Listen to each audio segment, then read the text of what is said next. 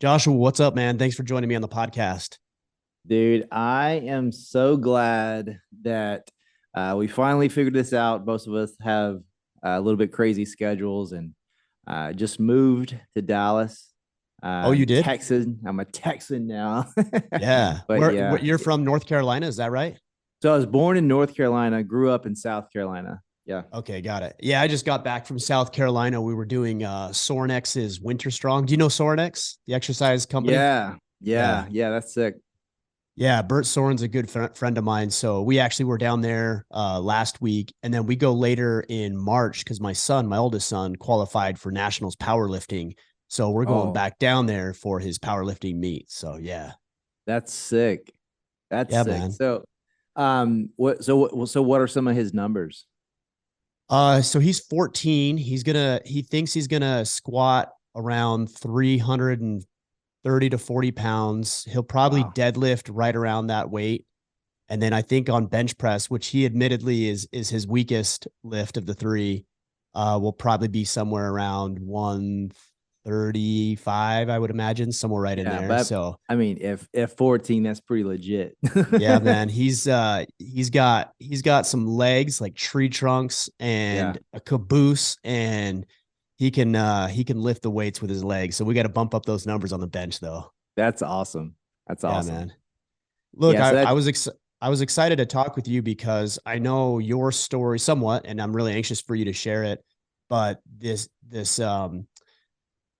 the whole pornography industry is yeah, something that impacts hundreds of millions of men.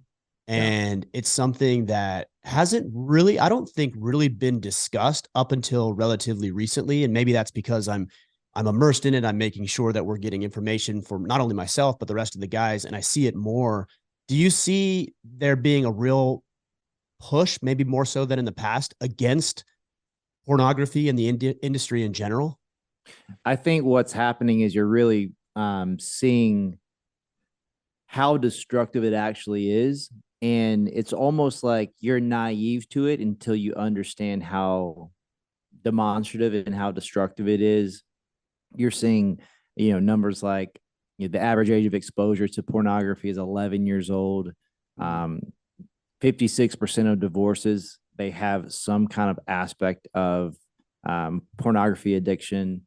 You see, there was a prison documentary that I saw on Netflix. There were 84% of the prisoners who were convicted of rape. So 84% were convicted of rape, and they asked why. They're like, well, in our culture, men are more valuable than women, and sex is something that a man is owed. So in our culture, it makes sense just to take it. But that is what pornography advocates as reality. And when you paint that reality and people are addicted to it and watching it in astronomical numbers, like the pornography industry just eclipsed 100 billion with a B earnings last year. So you're seeing all those numbers, and those numbers being driven by viewership because people aren't paying for porn. It's free, but in reality, they're the product because those your eyes are Oh, the good are the point. ones that are paying the bills. You seeing that? So I would say it would be a combination of people didn't know how to talk about it, and everyone was like, "This is just a personal issue or a private pastime that's not a big deal." And now you're seeing it impact tons of children, tons of marriages, and impact culture in a way where it's very closely tied to sex trafficking, rape culture, and many other things. Yeah, it is. It is pretty interesting, and it's always interesting to hear from quite a few men who still are on the side of, it's not a problem. If I view pornography, or these are men and women who voluntarily decide to do these things, so that's on Yeah, which is them. which is something I would love to talk about as well. I actually do want to talk about that Yeah, because one of the things. Let's talk about that, and then I want to rewind a little bit and go back to the beginning. But since we're on the subject, yeah, uh, you know, I've also heard that there's a lot of manipulation and coercion and yeah. maybe not force. I'm sure there's that as well, but there's probably a lot of, we'll call it shady practices behind getting porn stars to perform on screen. Yeah, I mean it's so much darker than that. So I would say like manipulation doesn't exist; it's par for the course. Like correlation doesn't just exist; it's par for the course. Because like there's legislation that I'm advocating for with the White House. So I'm on a task force that's around developing legislation that's going to implement clear consent when it comes to anything that's produced in this capacity. There being a legitimate barrier. So you have to be 18 years old and provide government issued ID to get onto any site that has When you sexually say explicit clear content. consent, you're meaning by the viewer. The Is that per- what you're saying? no. So the person that's participating in, because historically, here's what happened to me, and this is just par for the course. You go to set, you sign a W-9 because you're an independent contractor. It's like no one's like getting royalties. That doesn't Right. exist. Right. So a person, you sign an independent contract, you're being paid a day rate for who knows? You don't know what you're doing. And then because you are a sex worker, it's just like if there's a camera and you're getting paid, anything is fair game. So your no doesn't carry any weight. So your no, it's just like your no means not yet or how much. Like your no is not valued. So you go to set and you walk on the set, director's like, okay, here's the scenario, whatever you're gonna do, and then it happens. And then after it happens, they say, hey, put your clothes back on. Don't look disheveled. And then we're gonna film this video of you giving consent to what you've already done. But you make a video saying, I give consent for X, Y, and Z, but it's already happened. But So it's after the they fact. yeah, but but they submit the content as if you'd filmed it prior to. Got it. So there's no, I'm curious, like there's no sort of disclosure or, when you sign that W-2 or that contract that says, you willingly agree to this, that's not taking place as you go into these scenes. Absolutely not. Oh, that's crazy. I would have never imagined, not only from a protection from the uh the person performing, but also a liability factor. And I'm not trying Yeah. to pretend like I'm on the side of, these companies, but Oh, there's got to sure. be a liability factor in that, I would think. Have there been lawsuits against these companies that people have said they've I mean, they've manipulated them or coerced them? yeah. I mean, after the fact, maybe. But the thing is, it's like people are like on a legislative basis, like people are protecting free speech over people. Right. And like for example, like you were asking about consent. Well, I spoke at Capitol Hill in July, and I was there with a young lady who she went on a date with someone. They went to Vegas. Well, she was dating someone. They went to Vegas for a weekend. They're going to hang out, go out to eat, go to a few clubs, whatever. And they get there, and he drugs her and videotapes himself raping her, and then invites other men into the room. They rape her. He puts this content on Pornhub. This Okay. content stays on there. He ends up getting convicted of both rape and uh, sexual extortion. He gets charged, and then she says she's trying to get this content taken down off of, specifically off Google. There's like tons of like Google imagery, and Google says there's not clear consent. There's not clear evidence that consent was not given, or Even though there's he's already not been clear. convicted. Yes, yeah. So there's not clear evidence of this imagery depicting coercion. So we're not taking it down. So, and That's that's not an example of things that happen. Like that's not like one example. It's thousands of examples. So a few months ago, Pornhub took down about 80% of their content because either there wasn't clear consent given, there wasn't documented consent, there was 600 cases of child pornography, and there was 400 cases of rape or incest that was happening on the site, and there was no documentation of anyone signing anything for it. So there was no The people who were on the films, there was no documentation of consent. They just had this content and they slapped it up there. And the way that these sites, they work just like YouTube. Like, a creator puts a video up and it gets a lot of views, and that viewership is monetized, and people run ads on that video, and that's how that industry makes money. Whoever is distributing the content, they get a portion of that creator's money that he's making through that monetization, through the viewership. In addition to that, whatever ads that are being ran, they get a cut of that as well, and that's how they make money. And all the while, every person that is visiting the site, they're selling their information. So Traffic Junkie, they're selling their information to Traffic Junkie, and Traffic Junkie is taking your info and they're selling it to Facebook, Google, so on and so on. So yeah, it's wicked, man. It's dark. Yeah, I know from, and we'll get into this, but I know from a moral perspective, I guess I'm assuming, and we'll get into this, that you're against pornography and sexual immorality. From a moral perspective, what about from when you talk about free speech rights? What's your take on that? Is that a freedom of speech activity? Should pornography be protected by free speech, or at least viewership of it? What's your take on that? Yeah, I mean, I would say the way that I generally start talks out like that, like let's put me having a biblical worldview aside. So it's Right. like, do you think that each and every person is deserving of human dignity? Like, I've never heard anyone say no. Of course. If that's true, like, is it healthy, like cognitively, is it healthy to someone to treat a person like a product?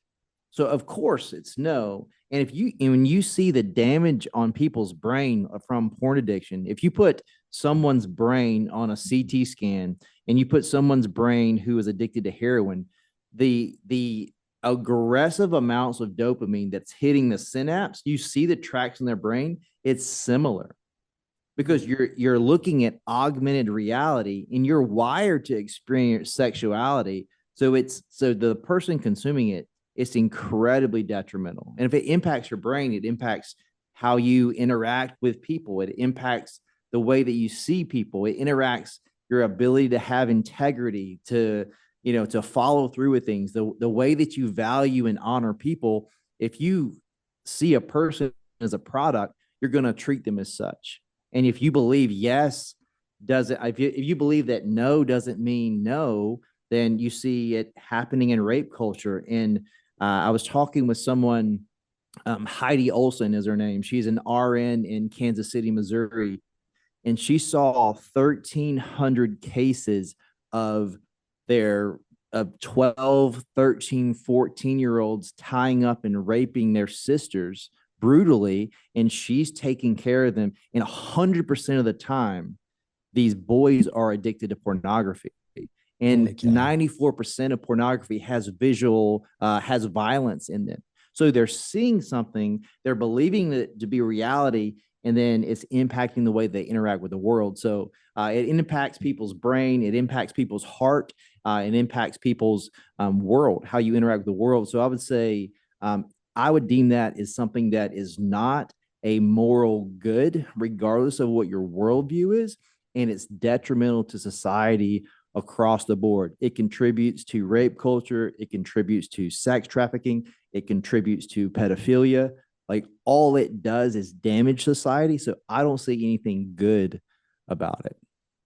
Yeah, I've thought about this because I try to look at things as objectively as I can. Of course, I have my own biases and my own worldview and spiritual views as well.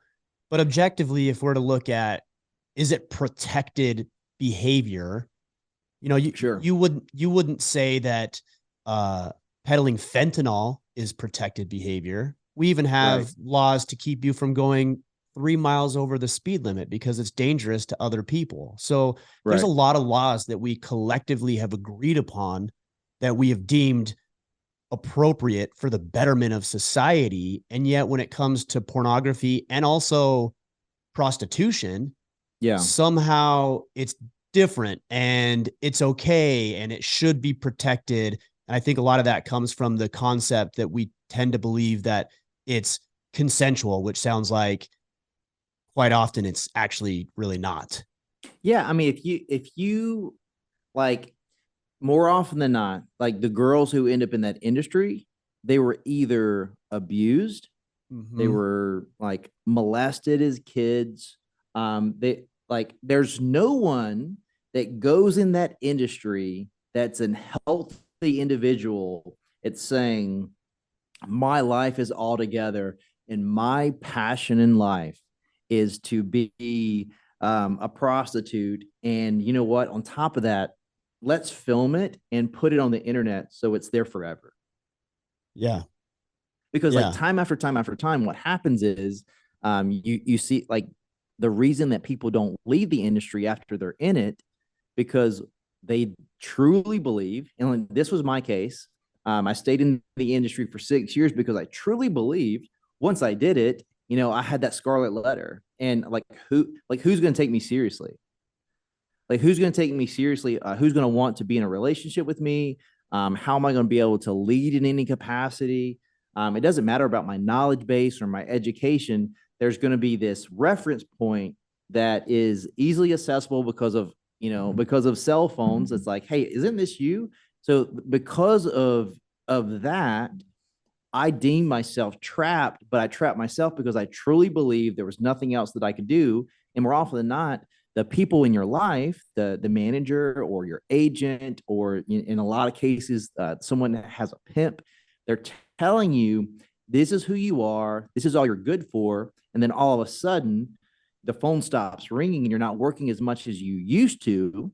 And then that's why, so myself, I'm 10 years removed from the industry. I just turned 40, and there's 30 people who I was in the industry with, and over the last 10 years, they've taken their life via suicide or Oh, overdose. wow. And it Yeah. was the same situation. It was the same situation. And man, I'm going to share something with you super dark. So these people, they say, okay, I'm not working as much as I used to, and maybe they start medicating, with drugs to kind of deal with that, or maybe they're just so hopeless that they're like, well, there's no light at the end of the tunnel. There's no like life worth living. I'm just going to end it. So they do. And when that happens, the porn industry makes a highlight reel, a best of, and then they push it out. So they monetize on someone's pain that put them there in the first place. They did that to me. Like when I left the industry, like people like, put out like there were pages that like I left the industry because I contracted HIV, or Yeah, I'm sure. like all this stuff.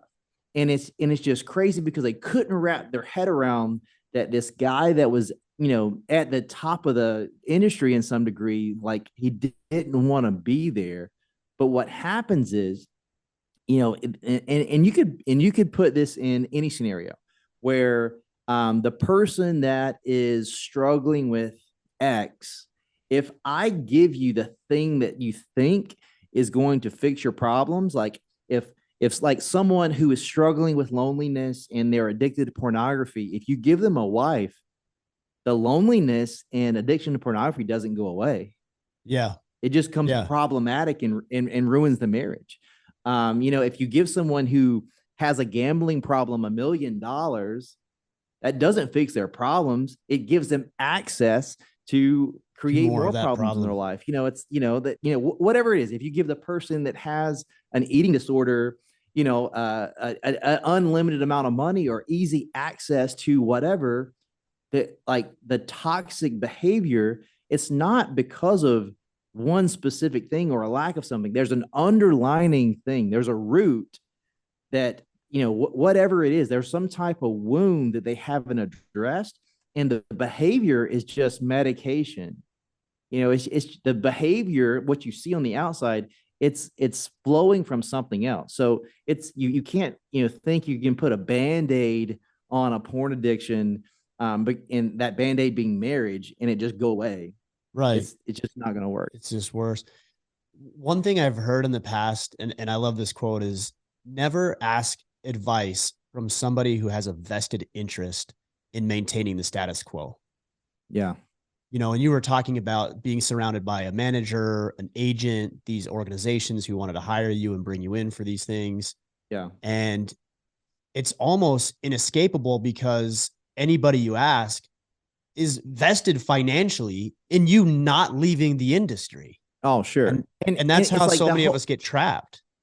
in the industry in itself, it's so hypocritical. It's like you see the people that fight so hard for, human rights, or like, like people will fight for, like against racism, and then you advocate for pornography. When pornography, like if you look at some of the top genres of pornography, where it's like barely legal. So barely legal, it's not girls that are 18, it's girls that are 18, 19, 20 that put on stockings and put their hair in pigtails. 18-year-olds don't dress like that. 15-year-olds, 13, 12-year-olds do. So Right. so that's just reality. So that's the most popular type of porn. The next most popular is interracial. So interracial isn't one race with another. Explicitly, it's anyone with a black man. So it's like you take things that are so important to everyone, like portions of their identity, and you monopolize on them, and you're doing something that's incredibly racist, and then you're fighting against it, but you're saying that this is good, but you don't even see what's before your eyes. It's insane. The thing that I've heard before is it's empowerment, right? Women are empowered to use their bodies that way. And I can't help but think I'm trying not to be crude as I say this, but having the anatomy of a woman, Right. there's no skill in that. Okay. There's no value. It's Yeah. valuable that you can procreate. It's valuable that women can bear children. I'm not saying that, but I'm saying just lying there being a play toy, that's Yeah. not valuable. It's not And what empowering. Develop something that is. Yeah, and to your point, so like when you say something's one thing, at the same time you're saying something else is not true. So if you're saying, you're empowering women to live out, whatever, I hate the arguments like, well, what do you want them to do? Like, no one's born. It's like, what? I want to be a sex object. I want to be this. Like, no, there's like 100% of the people that I've talked to that are in the industry, used to be in the industry, would even consider being in the industry. At the end of the day, there's something that they're passionate about, and there was something that they would dream to do. And what happens is when you're in that industry, that dream starts to die because you feel like you no longer have access to it. So of course you say, yes, I love my life, I love the industry. But how many times do you see rich and famous people take their own lives because even though they're making money and they got a lot of followers, or they might have a show or whatever it might be, at the end of the day, that doesn't equate to genuine happiness.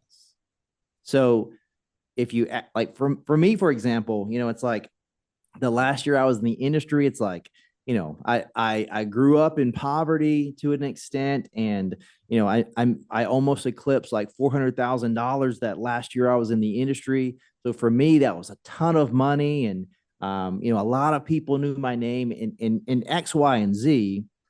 But when you lay your head down on the pillow, like, it doesn't matter how much money you have in your bank account.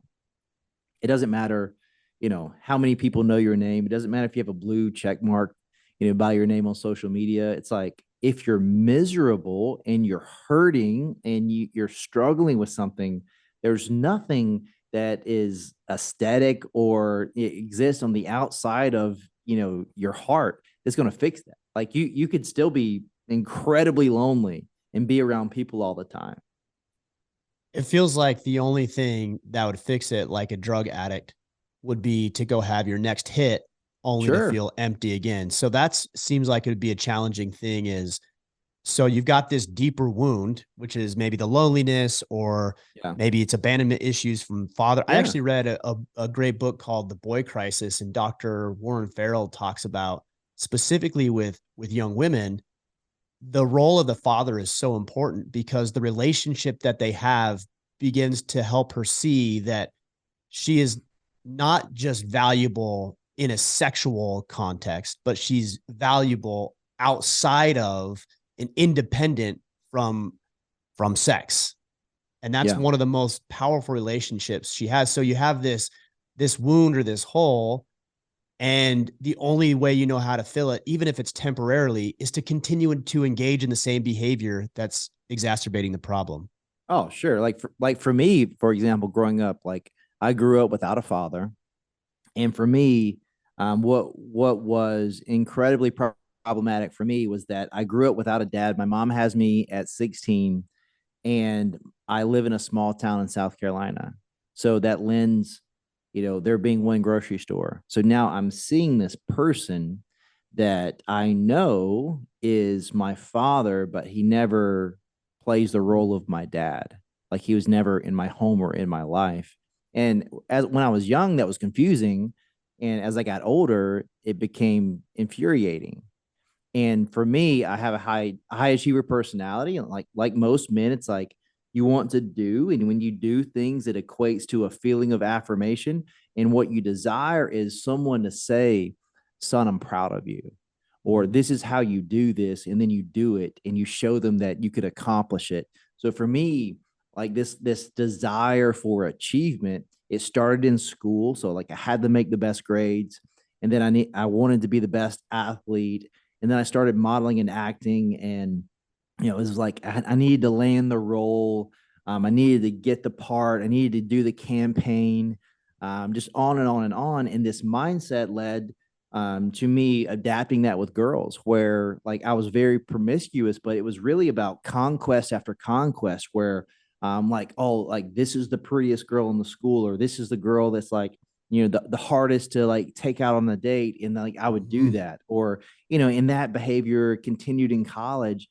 So I set myself up to lose. I move out to Hollywood. I wanted to act and model. I go out there, I get an agent, and I'm doing okay. Like I didn't need money. I didn't need a different opportunity. I wasn't struggling. I had a good friend group. I didn't have a problem in the world, but the way I lived my life, and the way that no matter what I had, I continued to feel inadequate, because what I didn't have was that father growing up. So I felt like I had to I had to prove myself all the time. I needed to achieve and accomplish, and just be the guy, so that it would put a band-aid on this ceasing never desire to like prove my worth. And Mm. then these three girls sit down in the restaurant that I'm working at, because you're living in Hollywood, you gotta, more often than not, unless you're killing it, you got to do something to mediate your expenses. So Sure. I'm bartending a little bit, working at this bar. Three girls sit down like, "Hey, do you want to be in the porn industry?" And I was like, "Not really, but it sounds kind of cool. Like, tell me more about it." And they're like, "Hey, we would love to introduce you to our agent." And I'm like, "Sure, I'll listen to what he has to say." And then I sit down with this guy, and he says, "Tell me about how you grew up. Tell me what made you move out here, and what do you hope to accomplish?" And I was like, "Well, just grew up, just pretty much me and my mom. What I want to do is, act, model. I'm passionate about creating things to impact people. And I guess I want to be famous is what I want to accomplish." He's like, "Perfect. Um, I'll make you famous. You'll make a lot of money." And because the way that the industry was when I joined the industry in like 2006, I think it was, they were parodying a lot of movies. So they would take like Star Wars and make a parody of the Star Right. Wars. Okay. So they were Got it. like, so they were like, "You have acting experience. You're a good looking guy. You could be the lead in all these movies."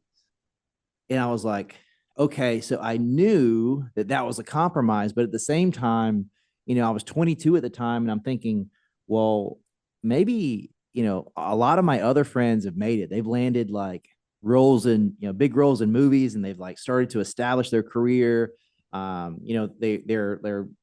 doing all the stuff, and I'm just kind of like, I'm in the mix, but I'm just kind of like for me, just like 60% just like sucks. It's like I can't be Yeah. like I think that's a lot of slightly people. above average.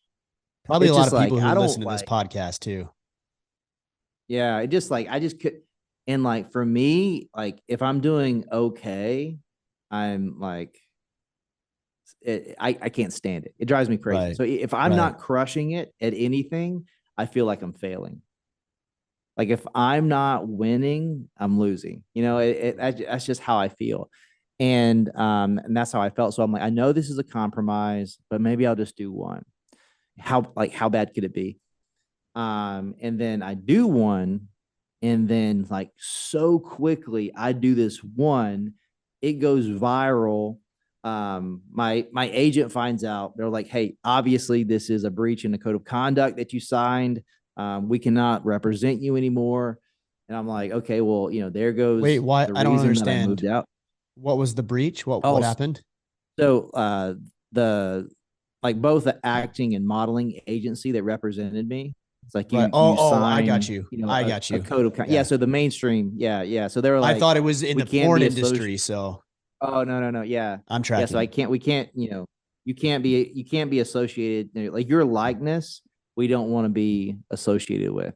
Got it. And then a little bit after that, my mom's like, hey, your uncle called me. My uncle worked at like, this giant plant, a bunch of dudes. And he's like, your uncle said that you did a porn movie. Is that true? Oh, And just like humiliated, like having this yeah, I bet. conversation with my mom. Like, yeah, I did do that. And then, man, just I talk about this a lot, and I think it's so important for men to think about. It's like, regardless of what your life looks like, you're gonna come to this crossroads where like something's gonna happen. The crap's gonna hit the fan in some capacity. Maybe a job ends, a relationship ends. Maybe you don't get the job. Like at some point in life, you're going to have a plan for your life, and there's going to be something that happens that doesn't go according to your plan. And how you respond to that is going to be indicative of how prepared you are to respond to that. If a job ends, it's like, well, the reality is, as a man, like you're called to be able to have fortitude, to be flexible. It's like you can't, like, there's not just one thing that you can do. That's just not true. It's just not true. Maybe there's one thing that you would prefer to do, and there's one thing that you love to do. But if it, when push comes to shove, you could do something else. You could go Hmm. build retaining walls. You could do something else, Anything, which sure. I've done, and that sucks. But um, but it's like you can do it. It's like, am I the best at doing this? No, but can I do this and provide for myself, and if necessary, provide for my family? Yes. There's something else that you could do. That's just true, specifically in America. Like that's just absolutely true. But for me, I got to this point where, okay, my agent fired me, my mom found out, and what I should have done is made a pivot and did something else. Right. But it's much easier just to continuing to compromise. It's like, if I'm overweight, it's easy to continue living that lifestyle. It's Definitely. hard to follow a meal plan and start to, implement a health and fitness routine into my life. It's hard to have discipline, but that's why, like, everything that is good is on the other side of obedience and discipline. So for me, I'm at this crossroads. I'm like, well, what am I to do? Like, should I pack up and go home? Should I do something else? Or should I just keep doing this porn thing? And then the porn agent calls. He's like, hey man, I'd love to sign you to a contract. And I was like, sure. Okay. And honestly, Yeah. Ryan, if you'd have asked me 4 or 5 years ago, I probably would have said I didn't have any other choice, because I believe that to be true. And that's the dangerous thing about a lie. If you Good believe a point. lie to be true, it's true to you. Yeah. Good point. You act as if it's true. Sure, sure. Yeah. I mean, that's the dangerous thing about a worldview. If you believe that this is what is contingent of reality, then I'm going to appropriate myself into the world based on what I believe. And I So believe what that. I was going to ask, what then, now you look at it and at that Yeah. point you actually did have a choice. Sure. What would have had to have changed, or what circumstances would have had to been different for you to make a different choice, a more productive choice in that moment?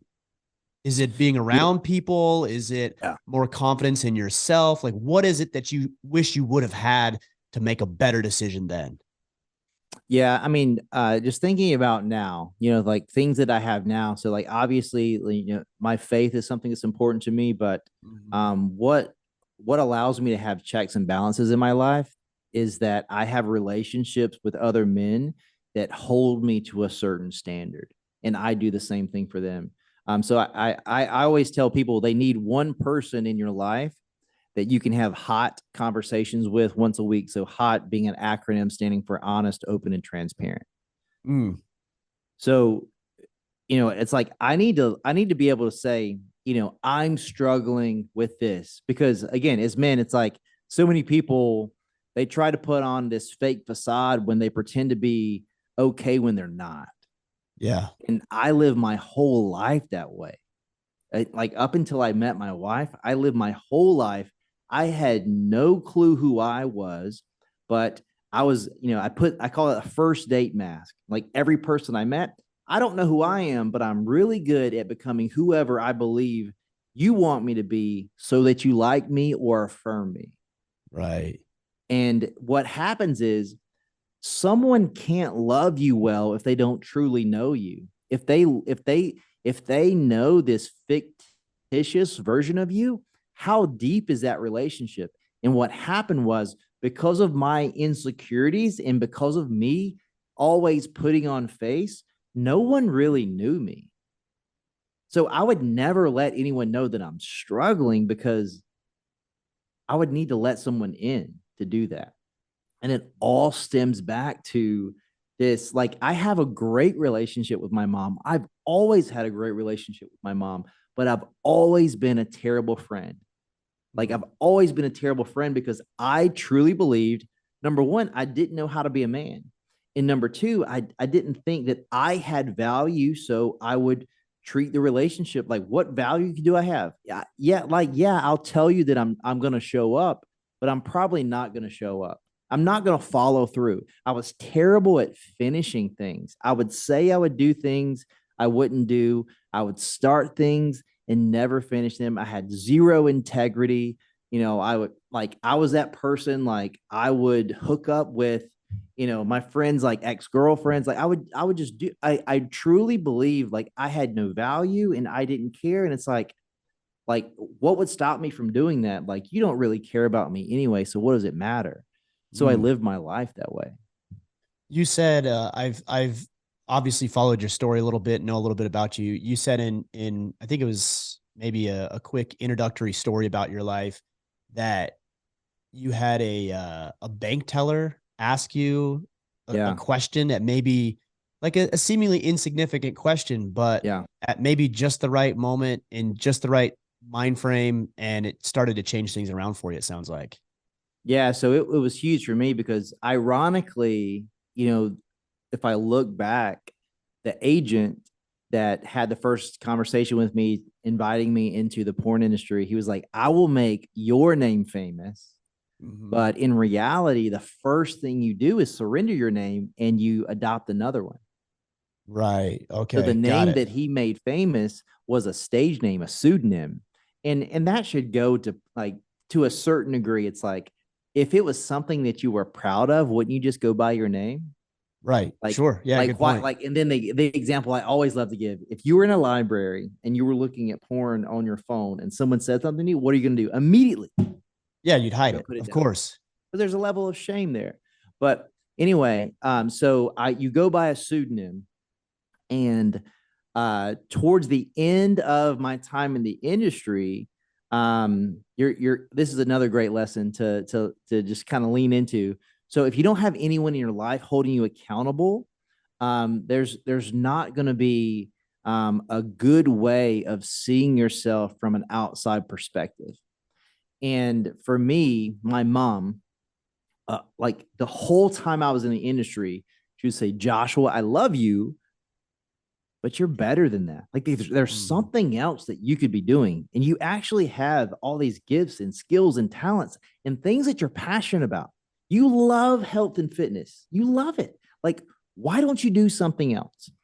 Um, and so when someone presents you with, maybe in a practical way, like Ryan, if you and I have a relationship where it's like, hey, I'm holding you accountable to a certain degree, and you come to me and say, hey, man, I did this thing I said I wouldn't do. And I say, man, you gotta stop doing that because this doesn't align with the direction you said you wanted to, go in your life. Like, I mean, I'm not beating you up, but it's like you said you wanted this. Why are you making decisions that don't line up with that? Mhm. So either you respond to what I say in a healthy way, and you're like, you know what, you're right, man. You're Thank you right. for having Yeah. my back. Or, dude, screw you, man. Get out of here. So for me with my mom, I'm like, I separated myself from her because she was like, you can do better, you can do better, you can do better. She was right. And sometimes the truth stings. And what people do is like, I don't want anyone in my life that's going to tell me the truth. And you surround yourself with people are cheering you on to your detriment. You're Mm, doing a great job. You're killing good it. point. You're killing it. But actually, you're dying inside. And for me, I pushed my mom away. Like I was really close to like some of my fraternity brothers from college. So I pushed anyone away that didn't affirm what I was doing. And what that caused was the people in the gym, my barber, everyone that I interacted with on a daily basis was calling me by my stage name. Joshua did not exist. So when I walk in that bank and I hand her the check, and I planned to take my life this day. I hand her the check and she looks at me and just simply says, Joshua, are you okay? Joshua, is there Mm, something I can do for you?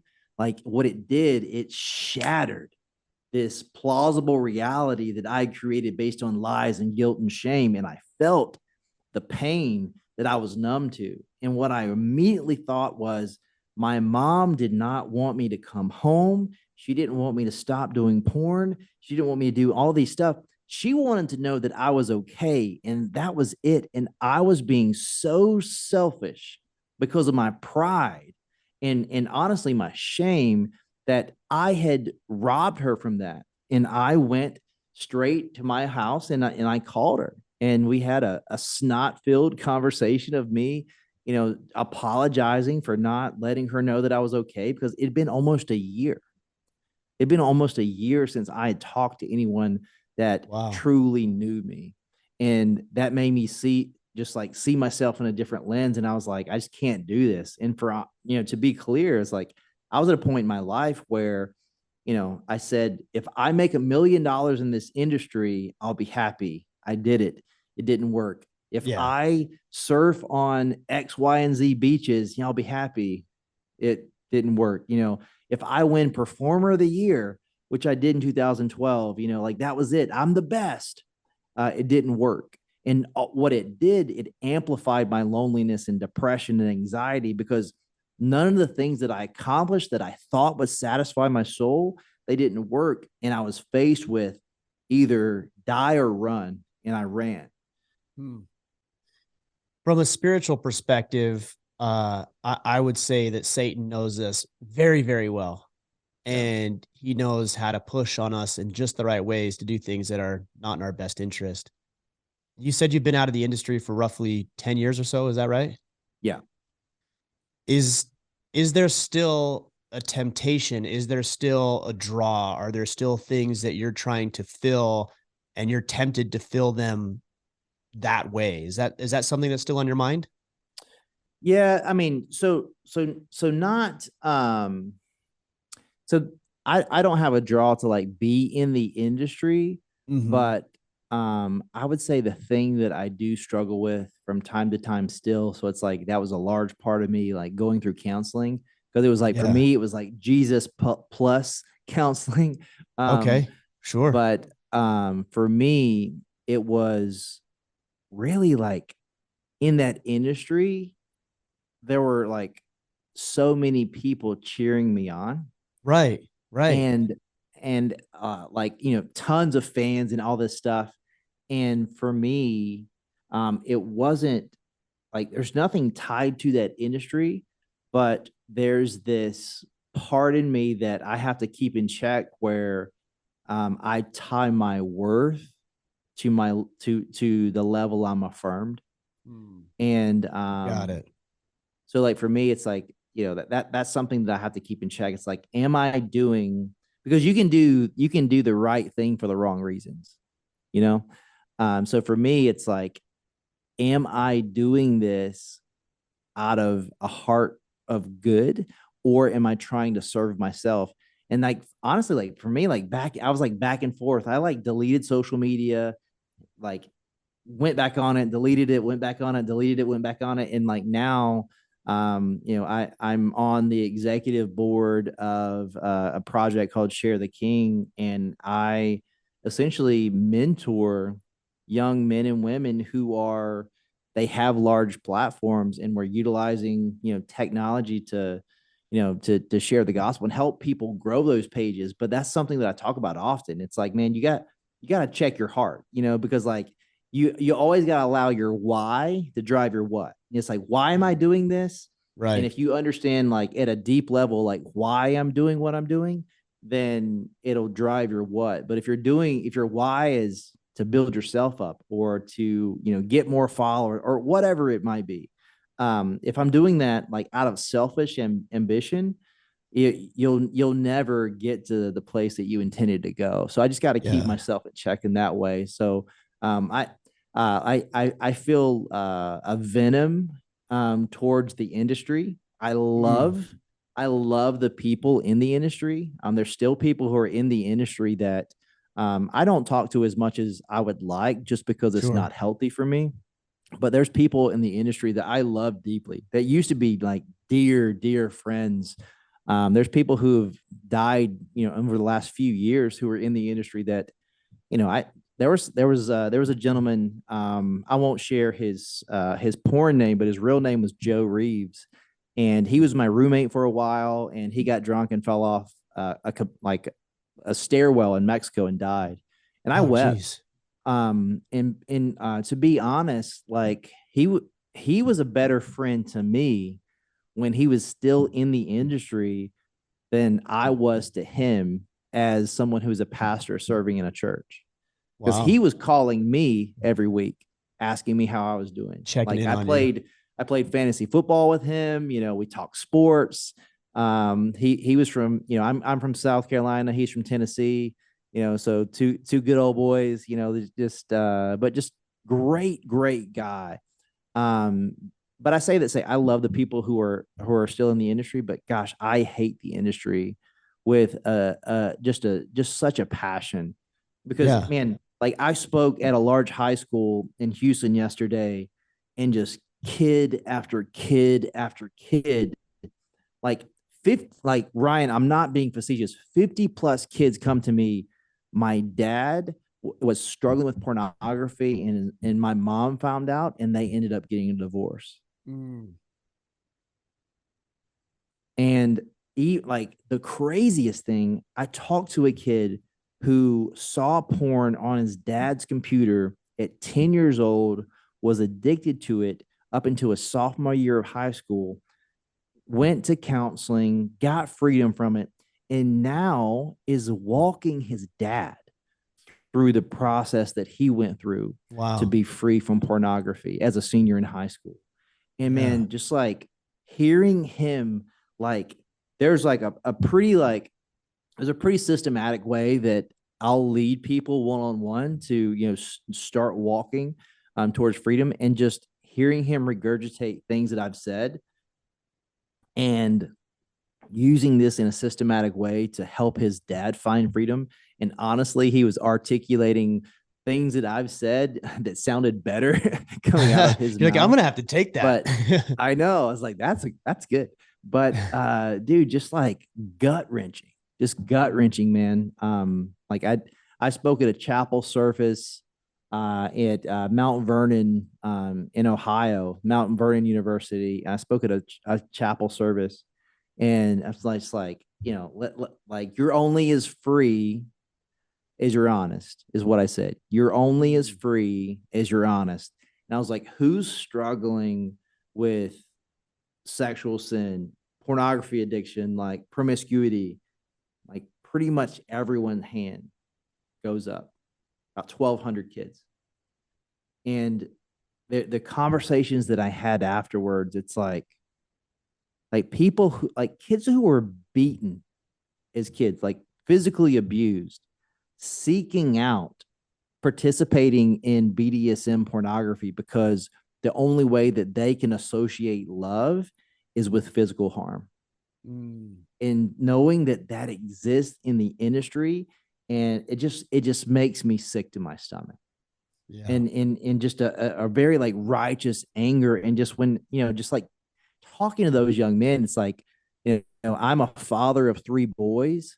They're very young. They're 4, 2, and 1, but it allows me to have the heart of a father, and just knowing like these kids are struggling, and numbers like people who are exposed to pornography at 13 and under, 65% of the time they weren't looking for it. 65% of the time it was incidental, which I was happy to see that Google was implementing that.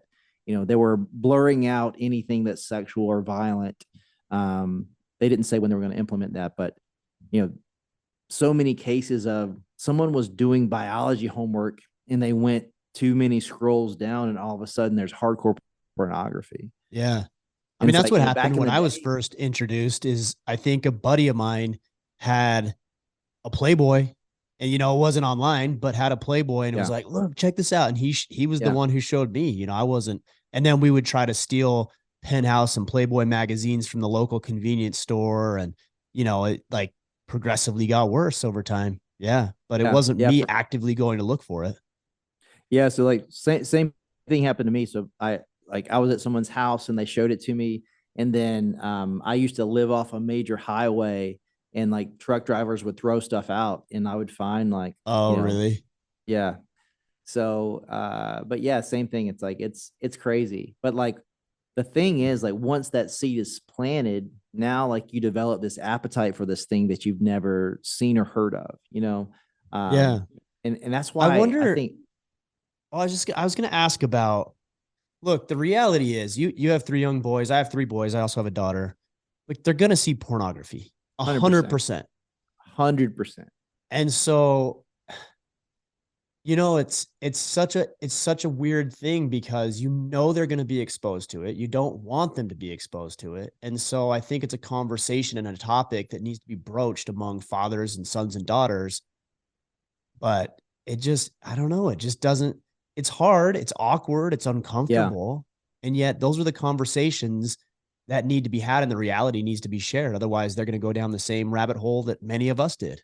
Yeah. I mean, so I spoke at a parenting conference not too long ago, and something that I shared was like, like how are you supposed to share with your kids this like difficult thing? Like no one wants to have that talk. Like at what Right. age do you have it? Like how do you go about it?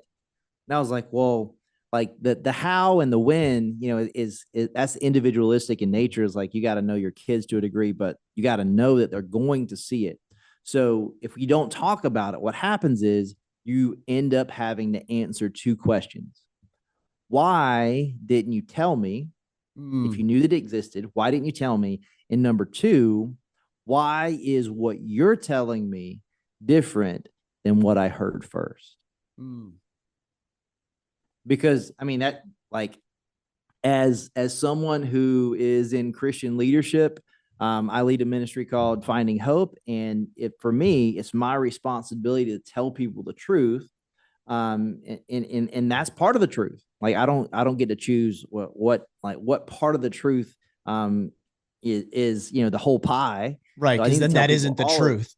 right. Yeah, 100%. So and then part of that is sex and sexuality and things like that. So I think that uh, not being willing to talk about those things is more harmful than good. Because, like honestly, like Ryan, like I think it was like a few months ago, someone messaged me and I was booked to be a keynote at this high school event, and they're like, you know what? Some of the people in leadership were worried that they would be tempted to Google you. So we think, we'll honor Oh, you financially since we've already committed to it, but we just think that we're not going to have you this time. I was like, that's fine. That's fine. But here's the deal. Is it true that you're trying to protect those kids that have this curiosity that already exists, or is this something that you're uncomfortable with because it's either something you're struggling with or you're afraid to talk about? Like, is yeah. that true? Because more often than not, you're not trying to protect the person. You just don't want to have the conversation. And Good then point. literally just email me back. You're right. See you Friday. Oh, wow. That's good. Yeah, I imagine that, well, again, like you said, it's uncomfortable. It's awkward to Yeah. talk about these things. It's all, I guess it's only as awkward as you make it. You know, Sure.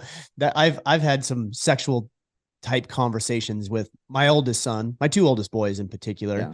And it wasn't weird because I Yeah. chose not to make it weird. Now, Well, maybe they yeah. were uncomfortable with it, but I set the Yeah. precedent of what that conversation was going to A look like. 100%. Because here's the number one thing that parents do wrong.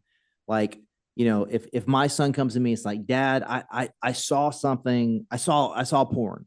And if I'm like, whoa, bro, you did what? Oh my gosh, get in your room. Like, what were you Yeah. doing? If Yeah. I freak out, they're never going to tell me that again. No. And they're going to believe that they're bad. They did something wrong. Sex is bad. So what you're going to do is you actually miss an opportunity to listen and guide that process. And like, is it going to be uncomfortable? Sure. Like, no one like wants to have that talk with their kids, but everyone wants to protect their kids, and that's part of loving them well. It's like, Yeah. I told my oldest son's 4, so I'm like, Cannon, don't touch the stove, it's hot. And what happens is, best case scenario is his little brother tries to touch the stove, and he's like, no, no, no, don't do that. That's hot. Mm. You'll get burned. So why does he do that? Because he trusted me. He trusted me and he didn't want to get hurt. So I protected him from getting hurt because I gave him information that he needed to know, and then he applied it in his life. So that comes from me being willing to give him information and him trusting what I say. Yeah. Yeah, that's powerful, man. Gosh, this is just, we could talk about this stuff all day because of Yeah. how important it is. I'm curious if you've gotten over the guilt and the shame, Oh yeah. and also with your relationship with your now wife. Her name is Hope too, is that right? Yeah. That's wild. I'm sure you felt that like that was a divine Oh sure. intervention there, I'm sure. Oh 100%. But how do you how do you guys deal with that? Are there things where your past gets drudged up, like maybe somebody recognizes you, or she hears something and now she's got to contend with that and you've got to explain it? Like, how do you guys deal with Yeah. that kind of stuff? Yeah, so I mean, for me, it's like, so your past only has power over you if you allow it to, but if you choose to own your past, it no longer owns you. You own it. Mm, And for her, like, she knew me. So I'd been out of the industry for 2 years when I met her, and I was not following Jesus for 5 days what before I met her. So she never knew me as that person. So it never impacts our life. She's like, mm. why would something you did 10 years ago impact our marriage or our home? Or she's like, it has no relevance.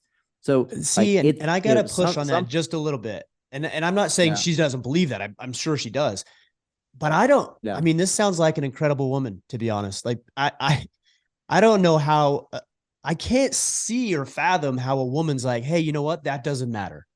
What happened? Like, Yeah. that's incredible to me. Because I mean, so like if like from like for her, it's like, well, she believes the Bible is true because Jesus said the Bible is true. And what the Bible says is when you give your life to Christ, you're made new. So 2 Corinthians Mm, 5:17 says the old is gone, it's passed away, and now you're a new creation. So if that's true, then I'm not who I used to be. So while there's evidence of the life that I used to live, the person that she knows today, she can't relate to that. In addition to that, she's never seen pornography. So like I say pornography, I might as well tell her that I used to be, I used to be a Martian. I lived on the Mars, I lived in Mars. Mm. It's like Right. she Right. she has no it's not relevant to her. It doesn't make sense to her. So I think like that has a large part to do with it because of the way that she's lived her life and the way that she sees the world allows. Because like I told her, I'm like, hey, I was in the porn industry. I did over 1,000 films. And she looked me in the eye and said, well, a person's not defined by the worst thing they've ever done. And surprise, guess what? They're not defined by the greatest thing they've ever done either. God defines who a person is. Do you know who God is? And I was like, I think so. And then she Yeah. pushed in a little further and she was like, well, you're asking me if she wasn't asking me if I knew about God. She asked me if I had a relationship with God and have I allowed him to interweave into my life and allow me to see myself and the world and people differently because of who he is and what he's done and his truth overriding the truth that the world advocates. And so very different. So she sees the world differently. So she saw me differently. And the way that she saw me, I couldn't see myself because I was saying, hey, I am my behavior. She's like, no, you're not. That's ridiculous. Like, why would your identity be grafted into your actions? Like, what you do is not who you are. That's insane. And I was like, well, that's what I believed with every ounce of my being until that very moment. But when I stopped seeing myself as my actions, everything changed.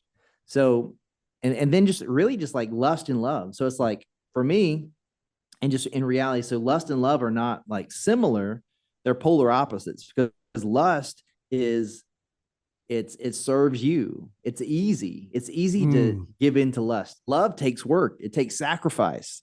It's not about you. It's about other people. It's putting her first. Lust is about putting yourself first. For me, the first time that I truly fell in love and experienced love, what we have is not like anything I've ever experienced. So not only did I have a new plan and purpose in my life and things that I was passionate about and, removed demonstrative behaviors and thinking, but also like the relationship that we had, it was so different than anything I've ever experienced. I didn't know how else to act, um, but like it was true. Like this is something new. What are some of the ways that, well, I'll say it this way. There's a lot of guys who are listening, myself included, who are working to overcome their own temptations and their own Sure. demons and their own struggles and challenges, Yeah. whether it's addiction, pornography, drug addiction, Yeah. womanizing, gambling, or maybe it's just a set of really difficult circumstances, medical issues, loss of a loved one, loss of a job, financial issues. Mhm. What are some of the things that you employed on your path to changing your life around that proved to be invaluable for you as you try to become somebody new? Yeah. So for me, um, I had to take inventory of my life. So number one, it was like I need to take inventory of my life. Who is speaking into my life, and the people who are speaking in my life, are they leading me in a direction that I want to go? Is my input aligning with my output? Like, am I eating in a way that aligns with my goals? Do I have the things that I consume, the books that I'm reading, the music that I'm listening to, the movies that I'm watching, the social media that I'm consuming, the people that I'm following? Are these in alignment with the direction that my life wants to go? If they're in contention with that, it only makes sense that I remove them. So for me, I had to remove things that were contaminating my life, that were either holding me back or keeping me contaminated or keeping me broken, because I wanted to optimize my life. That's the Right. way that Right. we find capacity, right? So it's just like in weightlifting, right? So You for someone to understand like what explosiveness wins, like, force production equates to power. And so if I'm doing like a power clean, for example, if I don't hit triple extension, which, I have a bar in my arms, and if I don't extend my ankles, my knees, and my hips, I'm not going to optimize how much power I could create because I didn't maximize how much force I could apply. Life is Mm, that same way. There's a life that I could live, but there's things that I'm going to have to cut out, and there's things that I'm going to have to implement so that I can optimize my life. So to optimize your life, I needed to cut out anything that was essentially holding me back. And then at the same time, not only can I have to cut them out, I need to put a boundary in between myself and things I don't want to do. I need to put a boundary between myself and things I didn't want to do. So for me, I was addicted to pornography and masturbation because that was just part of my world. So for me, I stopped taking my phone or tablet or computer into my bedroom or bathroom. For me, I had to go real extreme. I had to start like using a loofah, not even a washcloth. I didn't touch myself unless I absolutely had to. I had to get but like you need radical obedience when you're struggling. Sometimes it's like it's irresponsible for someone who was addicted to alcohol to walk into a bar 2 weeks clean.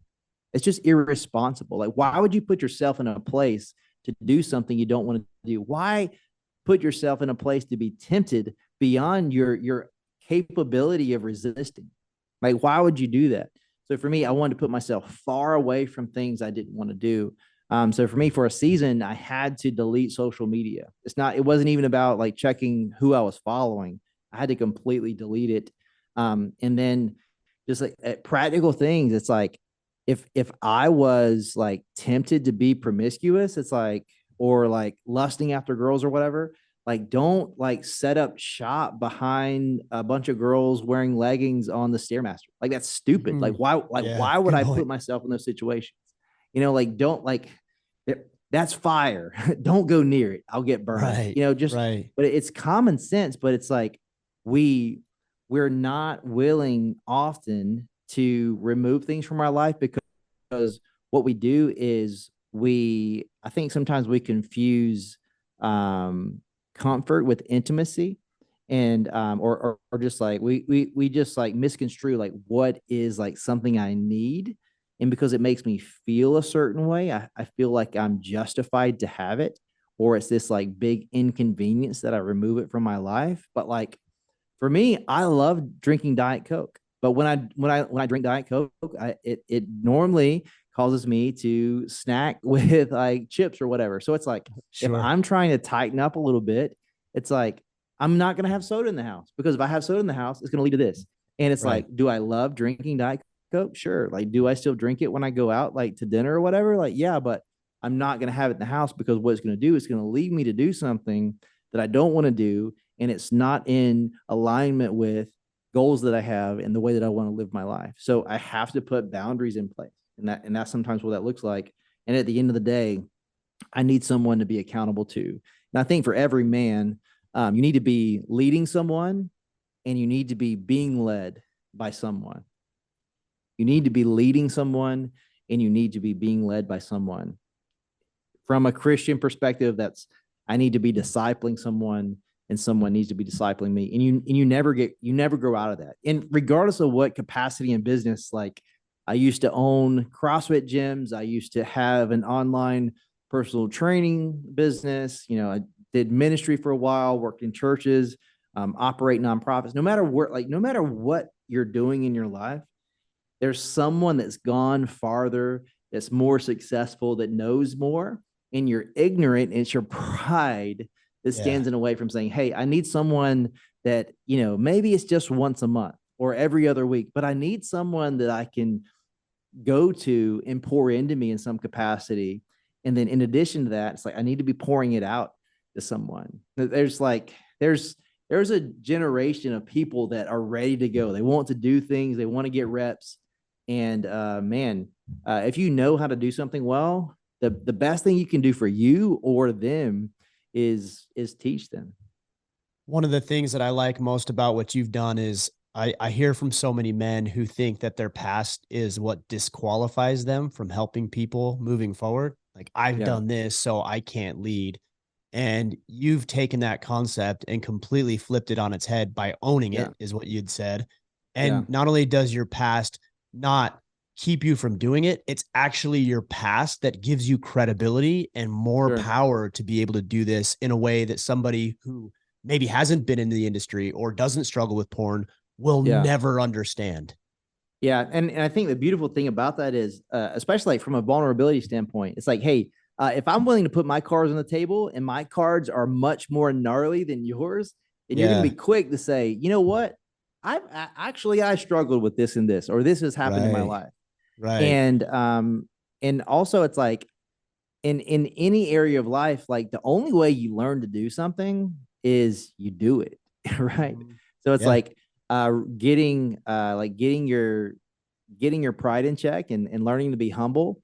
It causes you to fail forward, because a lot of people are afraid of failure, but actually failure is a good thing if you learn something from it, because if you didn't get that rep in, you never would have been exposed to it. And if you learn how to fail forward, it's like, okay, I tried to do this thing and this person gave me this opportunity and I messed it up. But what I did, I get to see what I did wrong. And if I got someone in my life, it's like, well, they can tell me what I did right. So, okay, next time I do this, I'm going to implement this different strategy. And the mistake I made, I'm not going to do that again. But you never would have known that that thing was going to trip you up if you didn't get that rep in the first place. So, Or if you listen to somebody else. sure. Yeah. I'm like, hey, And don't I do wish that. I would do that more, but I'm like, Yeah. you tell me not to touch the stove. I'm like, but it looks really cool and I want to touch Right. it, Are you so. sure? Yeah. Yeah. 100%. 100%. Yeah. I'm Joshua, I that guy for appreciate sure. the. Oh, I think we all are. We shouldn't be, but we are. I appreciate the Right. message. Tell the guys how to connect with you. You've got a new documentary, I think, that's coming out very soon, an 8-part series, if I understand correctly. So let the Yeah. guys know where to go and how they can learn more about what you're doing, not only your work here, but your pastoral work as well. Yeah. So everything I'm doing, you can find on joshuabroome.me. All my social media is I am Joshua Broome, and there's about 200 fake ones. So if there's no blue check mark, that's not me. Got it. I'm not asking you to donate to a random orphanage and calling you brethren and beloved. That's not me. Don't Or fall for sharing that. about cryptocurrency. You're not doing Right. any of Yeah. that or Yeah. anything. All Yeah. right. Got Don't. it. We Yeah, won't be that's not duped. me.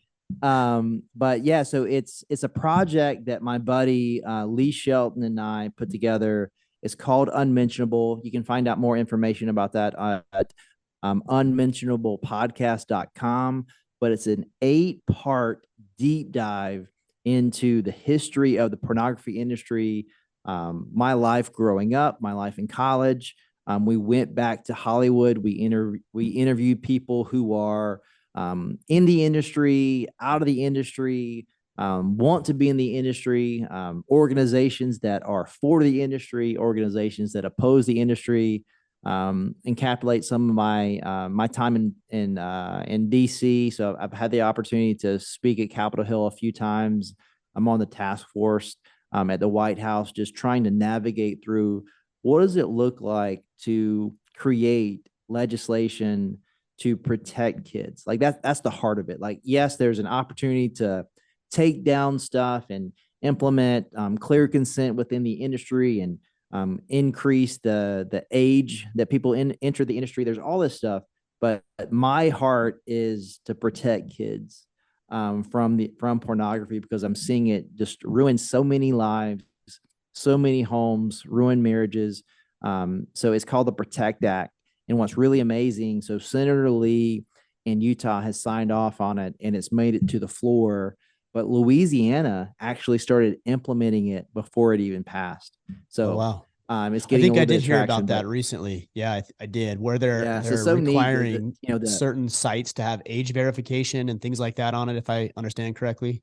yeah. So if the bill passes, any website with like sexually explicit, like, well, there's a lot of like what deems sexually explicit, but any sites that are specifically sexually explicit, you would need to produce a government issued ID to access that site. So you're giving your data to a third party, and yes, it's encrypted, but still you're giving your real information to someone saying, yes, I want to watch porn. And I think the heart behind that is to protect kids, but also I think it'll be a healthy barrier, make people think twice. Yeah. Well, brother, again, I appreciate you. Thanks for sharing all this. I know it's going to be impactful for the men who listen. It is for me too. So I appreciate the work you're doing, and whatever I can do to help, I'm all on board. So you just let me know. Yeah. Thank you so much, brother. So we are in office in McKinney, and there's a few guys here who are just huge fans of your podcast. So Awesome. when I told them what I was doing today in a meeting earlier, they were like, yeah. When I'm down there, I'll let you know. We'll connect and we'll sync up. We'll do something in person. Yeah, that'd be great, man.